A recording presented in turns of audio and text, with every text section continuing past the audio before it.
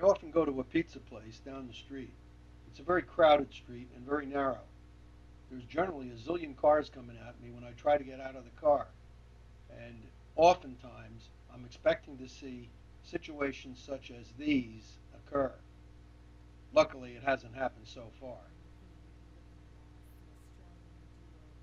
Well, I decided as a little project, I tried to do something about it. And this is what I did. And you can do the same thing.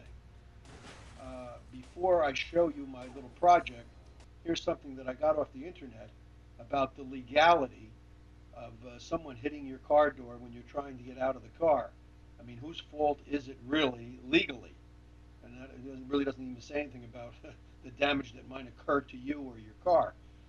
But what it shows is that you are not blameless just because someone hit you when you opened the door. Matter of fact, you might be completely at blame. Now, here's what I did. I'll show you in the next few frames.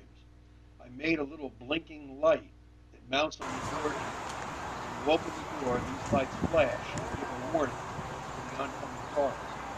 The way I did it is I got a reflector, I drilled some holes in it, and put in 4 blinking diodes. Before I did that, I took the backing, that is the adhesive backing, off the back of the reflector, and then put the diodes, which are 5 millimeter diodes, by the way, into the reflector. Here's the back of it.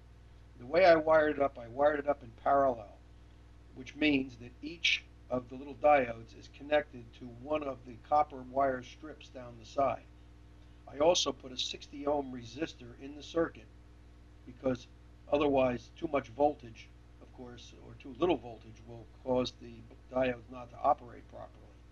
Here's a schematic of what I did. Notice that the diodes have to be wired so all the hot sides, that is the input sides, are connected to one wire and all the output sides to the other.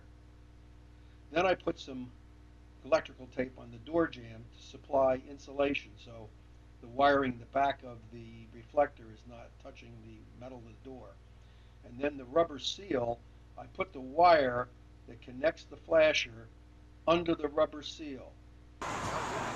Put it all the way around the top of the door, under that seal, as I show you. But you can't see. Now this is a 2-wire string. One of the wires will be hooked up to the battery, that is the positive terminal. The other wire will go to the door switch. Now here's where I ran the one wire out to the car battery. Now which wire you're going to have to find out. You're going to put the hot wire, the input, to the car battery. The other wire I ran under the plastic here, that is the plastic cowling, up to the door switch. And then I took the little cover off the door switch, like you can see here, so that I could detach it. There's the screw.